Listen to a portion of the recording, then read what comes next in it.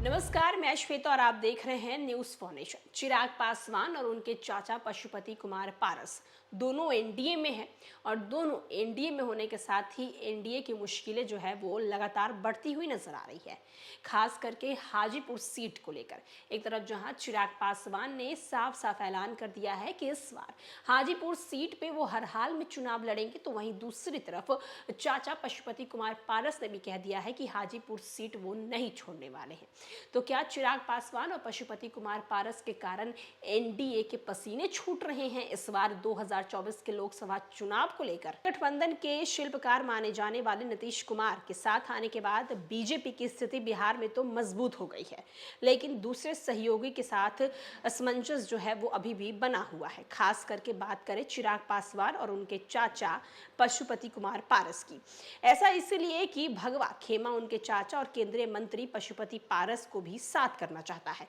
नीतीश कुमार की एनडीए में वापसी से पहले बिहार में चिराग पासवान भाजपा के सबसे महत्वपूर्ण सहयोगी थे। उन्होंने कई मौके पर खुद को पीएम मोदी का हनुमान तक बताया है। नीतीश के साथ आते ही अब वो हंसिए पर जाते दिख रहे हैं।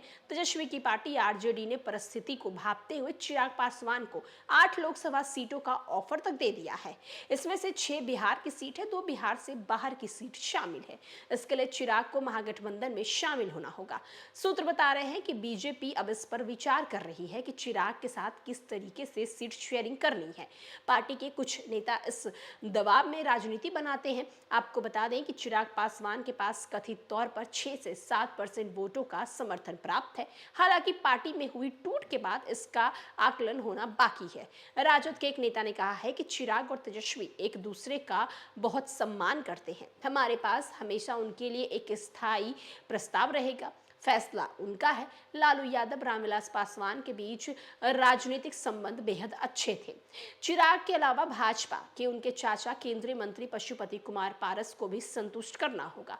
पारस राष्ट्रीय लोक जनशक्ति पार्टी के प्रमुख हैं, एनडीए के सहयोगी भी हैं। चिराग और पशुपति पारस दोनों ही पासवान की राजनीतिक विरासत के असली उत्तराधिकारी होने का दावा करते हैं। भाजपा नेता का कहना है कि 19 लोकसभा चुनाव में हमने एलजेपी और जदयू के सहयोगी के साथ बिहार में 40 में से 39 सीटें जीती थी। एक अच्छी केमिस्ट्री थी। अब इसमें खलल डालने का जोखिम नहीं उठा सकते, लेकिन हमारी चुनौती है कि पारस को कैसे और कहां हम समयोजित किया जाए। चिराग हाजीपुर सीट से चुनाव लड़ने पर अड़े हैं। फिलहाल पशुपति पारस वहां से सांसद हैं। तो अब एनडीए के पास बड़ी ही असमंजस है, क्योंकि चिराग पासवान हाजीपुर सीट पे चुनाव लड़ने के लिए अड़े हुए हैं, लेकिन चाचा जो कि अभी वहां से सांसद है वो इस सीट को छोड़ना नहीं चाहते हैं। एक तरफ जहां लगातार सूत्रों के हवाले से ये खबर आ रही है कि चिराग पासवान को तेजस्वी यादव यानी कि आरजेडी ऑफर दे रही है, और अब देखना होगा कि चिराग पासवान का अगला कदम क्या होगा।